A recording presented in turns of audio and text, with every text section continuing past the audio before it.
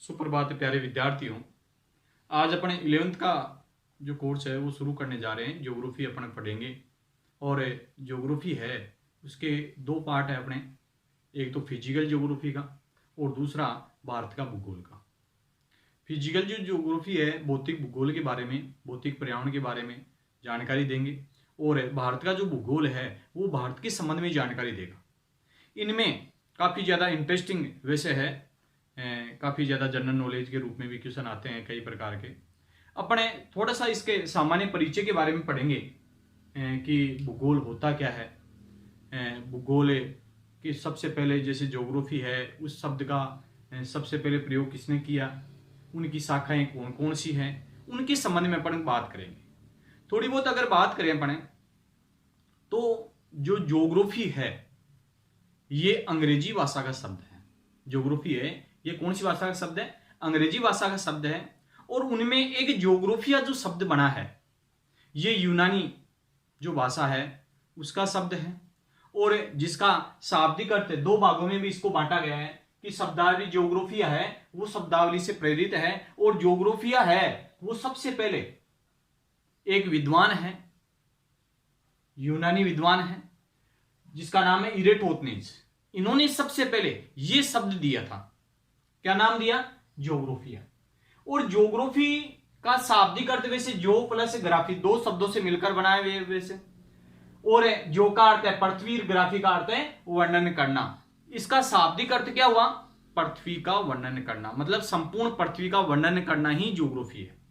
संपूर्ण पृथ्वी का वर्णन करना ही क्या है? ज्योग्राफी है। यह ग्रीक भाषा या यूनानी भाषा का शब्द है, ज्योग्राफी है। ज्योग्राफी दो शब्दों से मिलकर बना है, जो प्लस ग्राफी, जो का अर्थ है पृथ्वी और ग्राफी का अर्थ है वर्णन करना। दोनों मिलकर के शाब्दिक अर्थ बनाते हैं पृथ्वी का वर्णन करना, मतलब संपूर्ण पृथ्वी का जो वर्णन किया जाता है वो ज्योग्राफी है। और इसका सबसे पहले उपयोग किसने किया? इरेटोथनीज ने। कहां का था ये रहने वाला? यूनानी विद्वान था ये। कब किया गया? 276 से 194 ईसा पूर्व इस शब्द का उपयोग किया। सबसे पहले जो पुस्तक बनी और वो बनी ज्योग्राफिया। कौन सी पुस्तक बनी थी सबसे पहले? ज्योग्राफिया नाम की एक पुस्तक बनी थी और उसका जो राइटर था वो था इरेटोथनीज, यूनानी विद्वान था।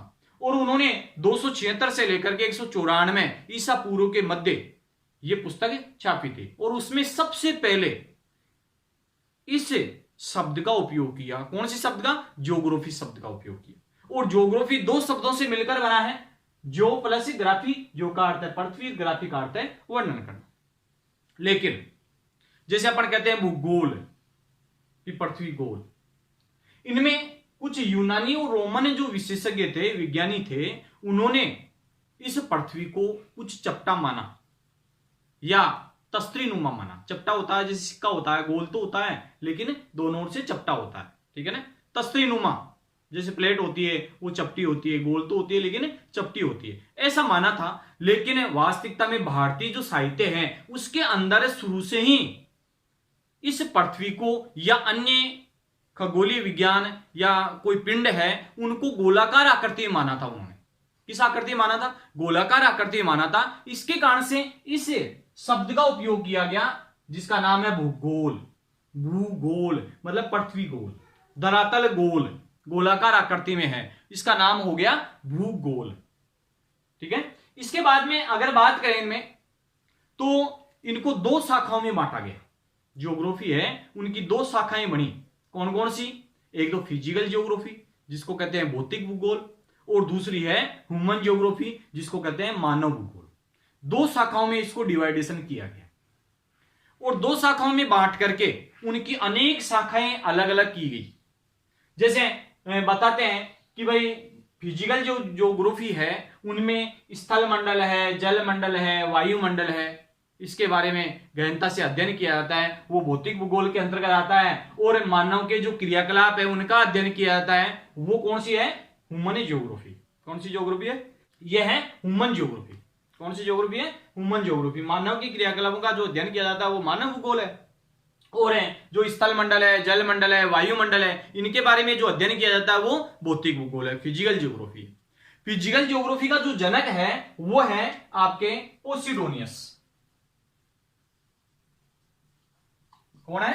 पोसिडोनियस, इसका जनक है। और फ्रेडरिक रेडजेल है वो ह्यूमन ज्योग्राफी का जनक, ह्यूमन ज्योग्राफी का जनक फ्रेडरिक रेडजेल, जर्मनी का रहने वाला है ये, ठीक है। और मानव भूगोल का जन्मदाता वो है फ्रेडरिक रेडजेल, और भौतिक भूगोल का जन्मदाता पोसिडोनियस है। अब इनकी अलग अलग कुछ शाखाओं में इसको बांटा गया कि बहुत सारी इसकी शाखाएं बनी। जैसे आपके भौतिक भूगोल की जो शाखाएं हैं, भौतिक भूगोल में भूगणित है, ज्योडेसी जिसको कहते हैं, भूभौतिकी है, खगोलीय विज्ञान है, भू आकृति विज्ञान है, जलवायु विज्ञान है, समुद्र विज्ञान है, जल विज्ञान है, हिमनद विज्ञान है, मृदा विज्ञान है, जैव विज्ञान है, चिकित्सा भूगोल है, पारिस्थितिकी या पर्यावरणीय भूगोल है, और मानचित्र कला। तो ऐसे कहने का मतलब कुल मिलाकर के इनमें ये कुछ शाखाएं बनी। किसकी बनी? भौतिक भूगोल की। और भौतिक भूगोल का जनक कौन है? पोसिडोनियस। इसके बाद में अपन बात करें ह्यूमन ज्योग्राफी की, तो ह्यूमन है मतलब मानव जो क्रियाकलाप करता है वो मानव भूगोल के अंतर्गत आता है। मनुष्य जैसे घर बना करके रहता है, कुछ संसाधनों का आविष्कार करता है, कुछ नई नई तकनीकी का ज्ञान लेता है, जैसे सैनिकों का निर्माण करता है वो, ठीक है। तो मतलब जो भी मनुष्य ने उनमें परिवर्तन किया प्रकृति के अंदर और खुद सांस्कृतिक भूदर्शियों का निर्माण किया, वो मानव भूगोल के अंतर्गत आता है। किसके अंतर्गत आएगा? मानव भूगोल के अंतर्गत आएगा। तो ह्यूमन ज्योग्राफी है, उनकी भी कुछ शाखाएं हैं। ह्यूमन ज्योग्राफी का या मानव भूगोल का जो जनक है वो कौन है? फ्रेडरिक रेडजेल है। अब देखो इनमें ह्यूमन ज्योग्राफी की कुछ शाखाएं हैं। आर्थिक भूगोल है, कृषि भूगोल है, संसाधन भूगोल है, औद्योगिक भूगोल है, परिवहन भूगोल है, जनसंख्या भूगोल है, अधिवास भूगोल। अधिवास भूगोल को दो भागों में बांट दिया अपने, एक तो ग्रामीण क्षेत्रों का और दूसरा नगरीय क्षेत्रों का। इसके बाद में राजनीतिक भूगोल है, सैन्य भूगोल है, ऐतिहासिक भूगोल है, सामाजिक भूगोल है, सांस्कृतिक भूगोल है, प्रादेशिक है, दूरस्थ संवेदन है, वह जीआईएस है, जियोग्राफिकल इंफॉर्मेशन सिस्टम होता है जिसमें कुछ सूचनाएं प्राप्त करते हैं अपने, भौगोलिक सूचना तंत्र जिसको कहते हैं, वो भी मानव भूगोल के अंतर्गत सम्मिलित किया गया है। तो ऐसे कहने का मतलब ये कुछ शाखाएं हैं जो वास्तविकता में आगे आप पढ़ोगे तो उसके अंदर अलग अलग सब्जेक्ट के रूप में ये बुकें चलेगी। पीजी के अंदर है या पीएचडी वगैरह जब करते हो तो इनके संबंध में कुछ टॉपिक वगैरह दिए जाते हैं। तो ऐसे कहने का मतलब है ये कुछ बातें हैं भूगोल के संबंध में, वो सबको अच्छी तरीके से याद भी होनी चाहिए। जैसे मान लो इनमें भूभौतिकी, भूगणितीय, खगोलीय विज्ञान मतलब है तारामंडल से संबंधित है, आकाश गंगा से संबंधित अपन बात करते हैं, चंद्रमा की बात करते हैं, सूर्य की बात करते हैं, भू आकृति अलग अलग भू आकृतियां जो पाई जाती है, जलवायु के बारे में कि भाई कौन कौन सी जगह, जैसे पृथ्वी के मध्य वाले क्षेत्र में काफी ज्यादा गर्मी पड़ती है, लेकिन जैसे जैसे दूरों की ओर जाते हैं अपन वैसे वैसे सूर्य की तिरछी किरणें पड़ती है। इसके कारण से इस प्रकार की जो जलवायु है वो कौन सी जगह कौन सी प्रकार की पाई जाती है। समुद्र के बारे में जानकारी है, जल के बारे में जानकारी है, बर्फ के बारे में, हिम के बारे में जानकारी है, ठीक है ना। मिट्टियां अलग अलग प्रकार की होती है उसके बारे में जानकारी है, जैव विज्ञान के बारे में, चिकित्सा भूगोल के बारे में, पारिस्थितिकी है और मानचित्र कला के बारे में कुछ जानकारी देते हैं। लेकिन मनुष्य ने जब निर्माण किया अलग अलग का, जैसे आर्थिक भूगोल है, पैसों से संबंधित जो क्रियाकलाप किए उसमें कृषि भूगोल है, कृषि का कार्य उन्होंने किया, संसाधन बनाया, क्योंकि बनते नहीं है, बनाए जाते हैं मनुष्य के द्वारा रिसोर्स, ठीक है ना।